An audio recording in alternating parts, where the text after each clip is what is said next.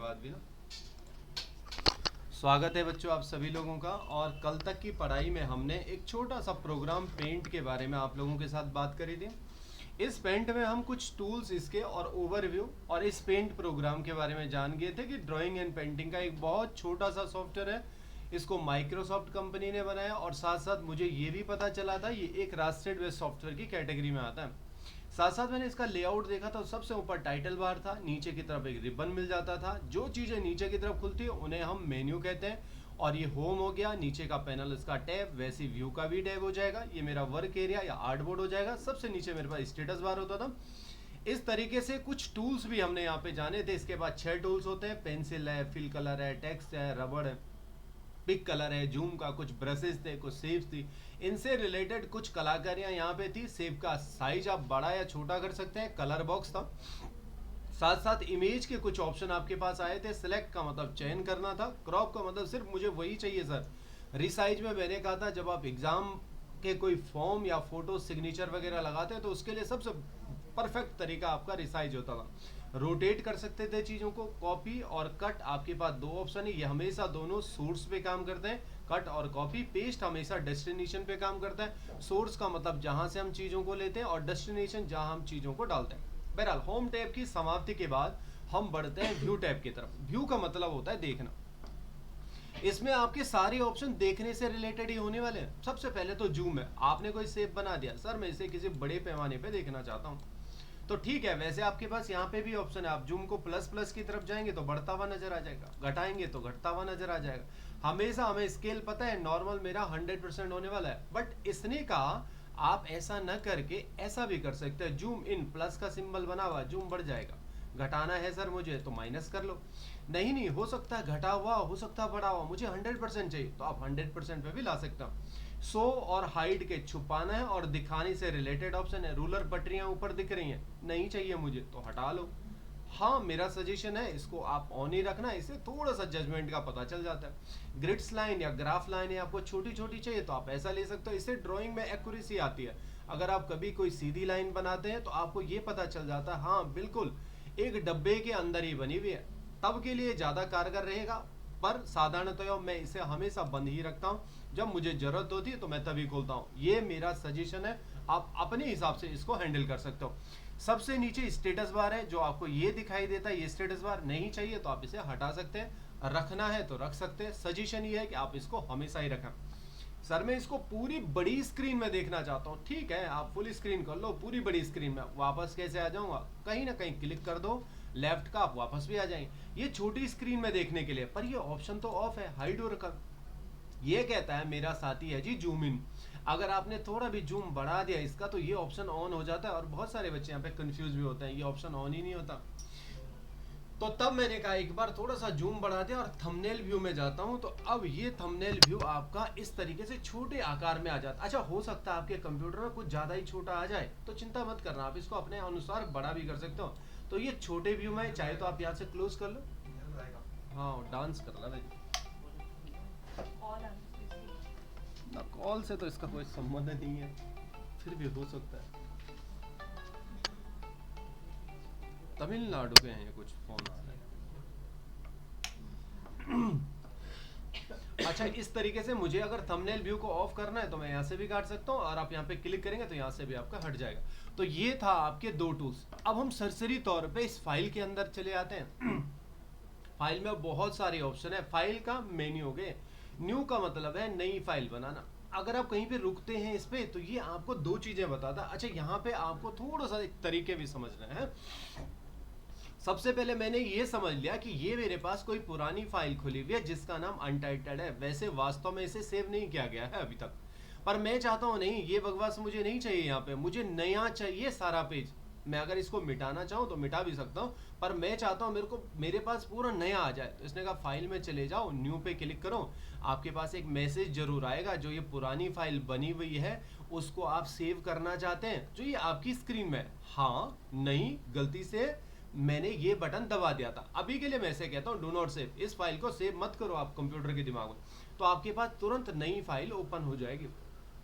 एक तो तरीका है आपका ये, आपने कुछ बनाया, आपने कहा मुझे नया चाहिए, तो फाइल में गए, न्यू पे क्लिक कर दिया, एक मैसेज आएगा, इसे सेव करना चाहते हैं, आपने डू नॉट कर दिया तो आपके पास नई फाइल बन गई। ये एक मैनुअली प्रोसेस है जिसको हम माउस की मदद से कर रहे हैं, परंतु जितने भी एक्सपर्ट होते हैं वो ऐसा काम करते ही नहीं है, उनका तरीका अलग होता है। उनको अगर न्यू बनाना है तो वो यहाँ फाइल में न जाके, जैसे अगर आप यहाँ पे जाते हैं और थोड़ी देर रुकते हैं तो ये इसकी शॉर्टकट कमांड भी बताता है। तो आपने थोड़ी देर रुकना है, यहाँ पे लिखा हुआ है न्यू, अगर आप ध्यान से देखेंगे तो ब्रैकेट में दे रखा है Ctrl+N। हर जगह स्टैंडर्ड कमांडें होती है कुछ, हर प्रोग्राम में अगर आपको नहीं बनानी होगी तो कंट्रोल के साथ N इसकी शॉर्टकट कमांड है। चलो मैं अब ऐसा ही कर लेता हूँ, कीबोर्ड से मैंने Ctrl+ का मतलब कंट्रोल दबाए रखना और कीबोर्ड से N प्रेस कर दिया, आप उसी मेन्यू में आ जाएंगे। तो इसने कहा आपको क्या चाहिए, फिर आप माउस की तरफ गए, फिर आपने माउस में कर दिया डू नॉट सेव, ओके करेंगे तो वैसा भी आ जाएगा। पर मुझे तो भी डबल काम करने ही पड़ रहे हैं, कीबोर्ड भी चाहिए, माउस भी चाहिए, दोनों चीज चाहिए। अब मैं क्या चाहता हूं कि बस एक ही से काम हो, या तो कीबोर्ड से हो या माउस से हो। अब मैंने कंट्रोल के साथ N कर लिया तो हमारे पास यहाँ पे नेविगेशन पैनल आते हैं, या तीर कुंजियां इन्हें कहते हैं। आप तीर कुंजियों से आगे जा सकते हो, ऊपर जाना तो ऊपर के लिए, आगे आना है लेफ्ट राइट डाउन के लिए ये हो जाएगा। मैंने कहा डू नॉट करो, और ओके के लिए हमेशा यहाँ पे एंटर बटन होता है, शायद आपको दिख रहा हो। ओके जो ही करेंगे तो आपका काम बन गया। अब आसान क्या हो गया, एक तो तरीका आपके पास ये था, आप फाइल में जाएं, यहाँ पे न्यू क्लिक करें, न्यू का पैनल आ जाएगा, एक तो तरीका ये। दूसरा तरीका क्या है, कंट्रोल के साथ N प्रेस कर दिया, नेविगेशन की से आगे चले गया और एंटर कर दिया, एक तरीका ये हो गया। एक तीसरा तरीका है जिसमें मैं ये बताऊंगा अभी मैं कहाँ जा रहा हूँ। वैसे जब आप कंट्रोल के साथ जाते हैं तो कोई कमांड आपको ऐसे नहीं बताती, आप यहाँ गए फिर आपने न्यू को क्लिक किया, ऐसा जजमेंट पता ही नहीं चलता। सीधे कंट्रोल के साथ N प्रेस किया तो तुरंत आपको दिखता नहीं है, तुरंत ये पैनल आपके पास आ जाता है, आप इसमें डू नॉट सेव या कैंसिल कर सकते हो। मैंने कहा मुझे दिखाना भी है, तो अगर आप ध्यान से देखोगे तो अब मेरे पास ऑल्ट से काम होने वाला है। अगर आप यहाँ पे ध्यान से देखोगे और किसी भी प्रोग्राम में, जैसे यहाँ पे न्यू लिखा हुआ है, इस N के ठीक नीचे एक डैश डाल रखा है इसने, हल्का सा डैश, इसका मतलब है कुछ। O के ठीक आगे एक छोटा सा डैश है, S के ठीक आगे एक छोटा सा डैश है, ये शॉर्टकट कमांड के लिए बनाया गया डैश है। कैसे आएंगी सर शॉर्ट कमांड, बस आपको ऑल्ट बटन दबाना है। हमारे कीबोर्ड में ALT बटन है, ऑल्ट बटन, पहले कंट्रोल से काम हो रहा था, अब ऑल्ट बस दबाया और छोड़ दिया। इसमें प्लस का सिस्टम नहीं है, बाकी में कंट्रोल में तो आपको प्लस दबाए रखना था, बस इसमें आपने दबा दिया छोड़ दिया।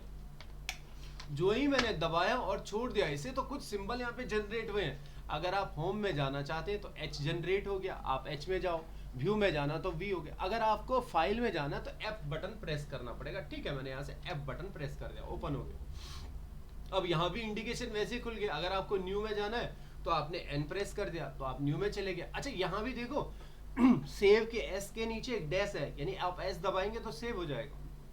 डू नॉट सेव के नीचे N के नीचे लिखा हुआ है डोंट सेव है, तो आप N दबाएंगे तो आपका काम हो जाएगा। कैंसिल में नहीं साहब ऐसा। तो मैंने N प्रेस किया तो आपका काम बन गया। यानी आपको किसी भी काम करने के 3 तरीके यहाँ पे पता चले। पहला तरीका एक मैनुअली पता चला, जनरली आपको ये पता होना चाहिए, न्यू का मतलब है नई फाइल खोलना। एक तो आप इस तरह मेथड से काम कर सकते हैं। दूसरा आप कंट्रोल के साथ N प्रेस करेंगे तो आपका काम हो जाएगा। तीसरा मेथड ऑल्ट दबाया FNN तो आपका काम यहाँ पे हो जाएगा। आपने ऑल्ट दबाया, F से फाइल मेन्यू में N किया और फिर N में चले गए तो आपका काम हो गया। तो जो मेथड आपको ज़्यादा अच्छा लगता है आप उसका इस्तेमाल कर सकते हैं। बट इन 3 मेथडों में मैं आपको सजेस्ट करूंगा आप शॉर्टकट की रट लेना। किसी की बहुत स्टैंडर्ड है ये। ऐसा नहीं कि सिर्फ पेंट में होगा तो औरों में नहीं होगा। हर जगह हर प्रोग्राम में विंडोज के जितने भी एप्लीकेशन आएंगे सब में ये, और आपके पास एग्जाम में भी ऐसे शॉर्टकट की पूछे जा सकते हैं कि कंट्रोल P किसकी कमांड है जी, कंट्रोल A किसकी कमांड है, कंट्रोल N किसकी कमांड है। तो ये जो जितनी भी चीजें होंगी, कोई आ रहा है क्या, कंट्रोल N किसकी कमांड है, तो जो सारी कमांड है यहाँ पे आपको इंडिकेशन जरूर मिलेगा इन चीजों का। तो मैं यहाँ आ गया न्यू में, न्यू का मतलब है कंट्रोल के साथ N, तो आपने यहाँ से कंट्रोल के साथ N ले लिया।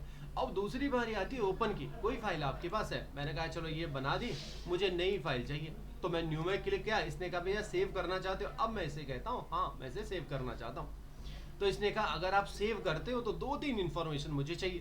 पहली तो फाइल का नाम क्या रखना चाहते हो, चलो मैंने कहा मैं इसका नाम रखना चाहता हूँ टेस्ट। पहली इंफॉर्मेशन तो आपके पास ये होगी कि फाइल का नाम होना चाहिए। दूसरी आप इसको कहाँ पे रखने वाले हो। अब आप इसके बारे में समझ गए ये सारे जितने भी पार्ट है वो दिस पीसी के पार्ट है, यहाँ से लेकर और यहाँ तक ये दिस पीसी का पार्ट है। और दिस पीसी का मतलब हो गया हमारी hard disk drive, 3D object हो गया, डेस्कटॉप हो गया, डॉक्यूमेंट हो गया, डाउनलोड हो गया, म्यूजिक हो गया, पिक्चर हो गया, वीडियोस हो गया, ये सारे इसी के पार्ट हैं, इसी के। अक्सर हम जब चीज़ों को सेव करते हैं तो हम हमेशा अपनी डी ड्राइव में करते हैं, बट अभी के लिए मैं चाहता हूँ ये डेस्कटॉप में सेव हो जाए टेस्ट के नाम से। और इसे सेव कर दिया तो डेस्कटॉप मेरी ये बाहर वाली स्क्रीन होती है जो मुझे यहाँ पे दिखाई देती है, और यहाँ कहीं ना कहीं टेस्ट के नाम से एक फाइल बन के तैयार हो गई होगी।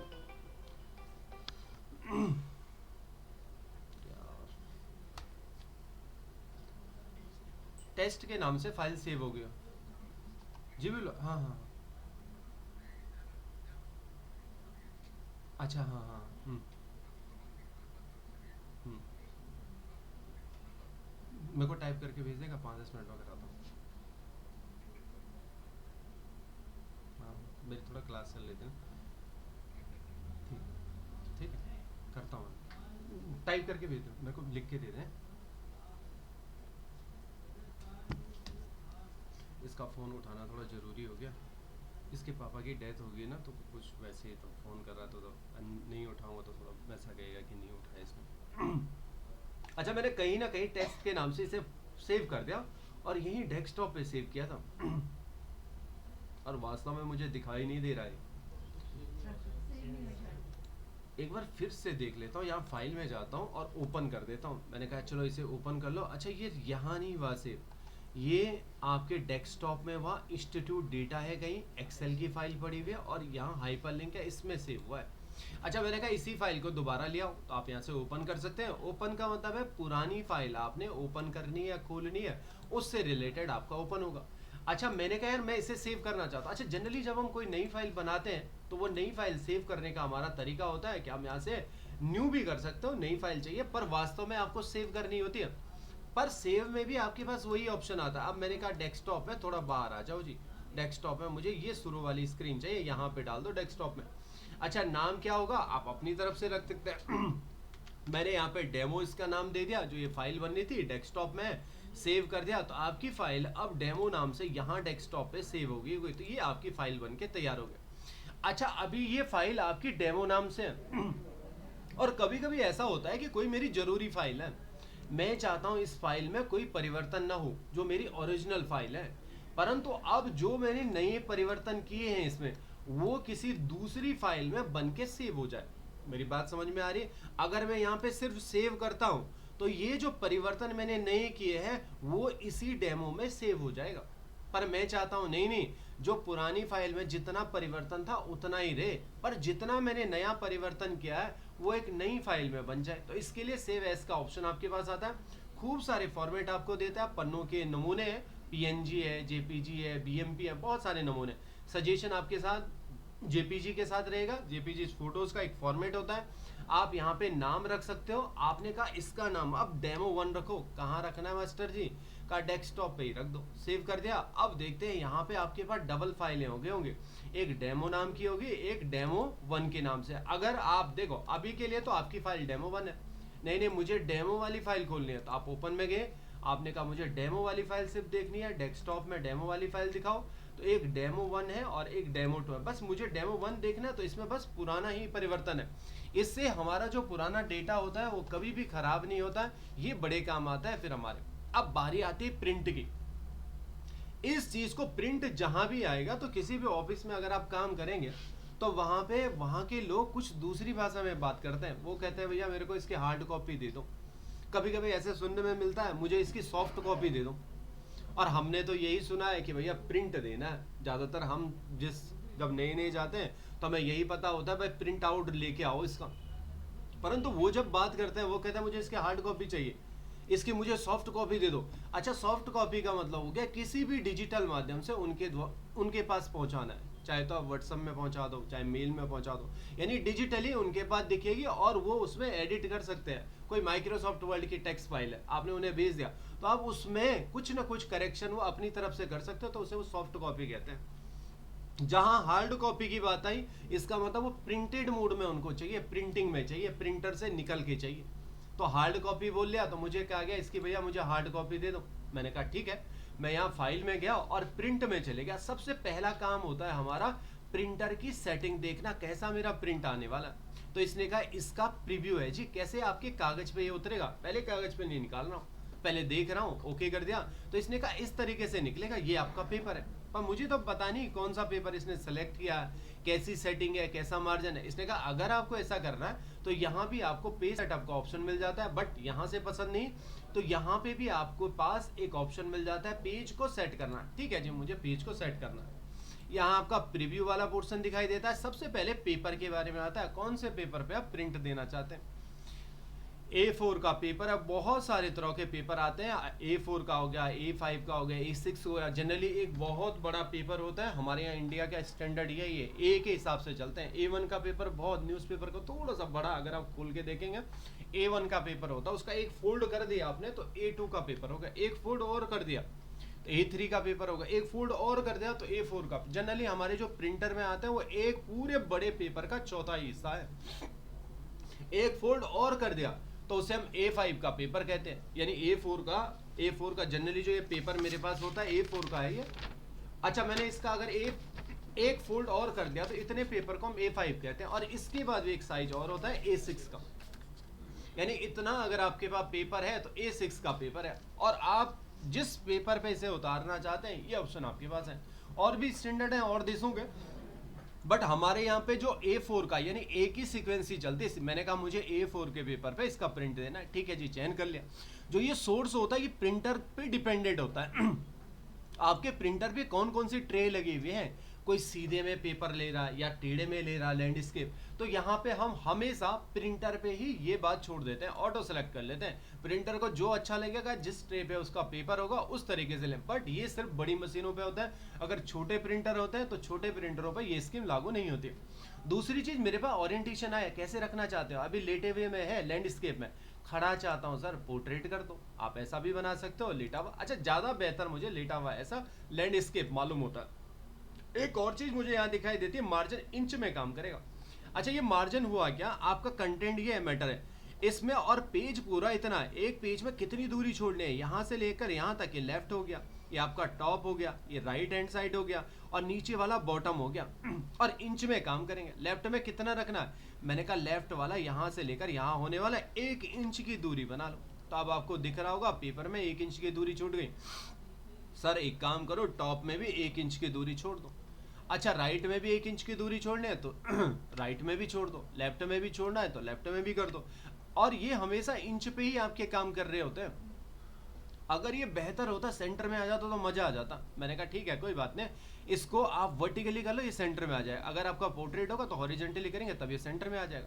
अच्छा, कुछ एडजस्ट से रिलेटेड है, अगर आप एडजस्ट में जाते हैं तो ये आपके 2 पेजों में जाने वाला है, यानी एक पेज में इतना, दूसरे पेज में इससे आगे। मैंने कहा नहीं फिट करो इसे, 2 पेज का मैटर नहीं, 1 पेज का मैटर हो और एक ही पेज में आए, तो आप अपने हिसाब से सेट कर सकते हो। तो ये कुछ इसकी सेटिंग्स होती हैं। चलो ठीक है, मैंने सेट करके तैयार कर दिया। अब निकालो जी इसका प्रिंट में गया, बस मुझे प्रिंट करना है। प्रिंटर का सिलेक्शन आपके पास होगा, कौन सा प्रिंटर है। अच्छा, इन टॉपिकों को प्रिंट वाला मैंने बहुत एडवांस में कराना और बहुत प्रैक्टिस आपकी करानी। जनरली इतना समझ लो, आपके पास प्रिंटर का ड्राइवर होना चाहिए, यूटिलिटी ड्राइवर हम उन्हें कहते हैं। आपने ये सिलेक्ट कर लिया, बस प्रिंट पे ओके करेंगे तो आपका प्रिंट निकलना शुरू हो जाएगा। तो बस इतना ही काम होता है, प्रिंटर सेलेक्ट करो, प्रिंट दे दो।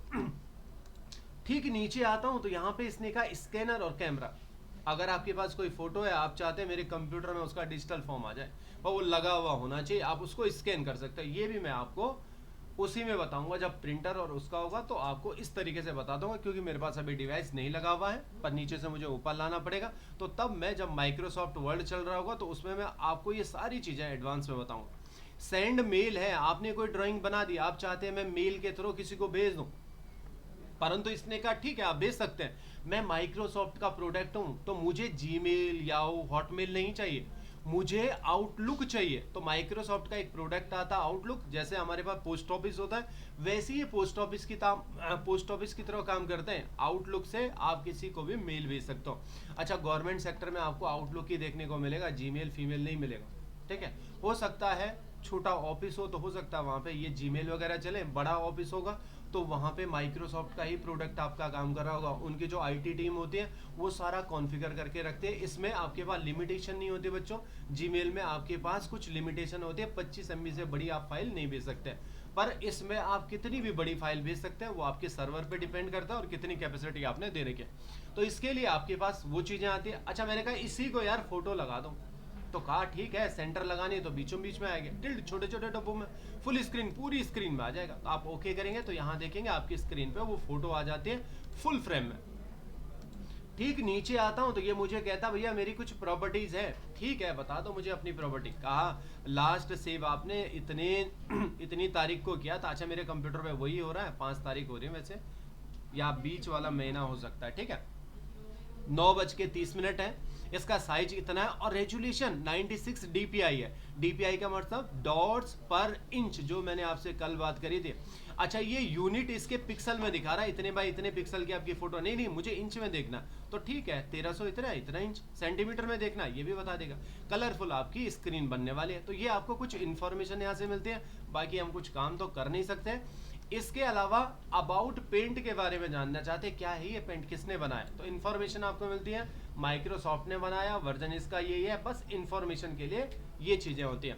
और यहाँ से हटा दोगे तो आपके पास लास्ट ऑप्शन आता है एग्जिट का, यहाँ से हम बाहर आ जाते हैं। तो इस तरीके से पहले प्रोग्राम की समाप्ति हो जाती है। पर इसे समाप्ति मत समझना, अब आपके लिए काम शुरू हो जाएगा। प्रत्येक दिन आपके पास एक काम मिलता है, तो वो आपका एक प्रैक्टिकल होता है।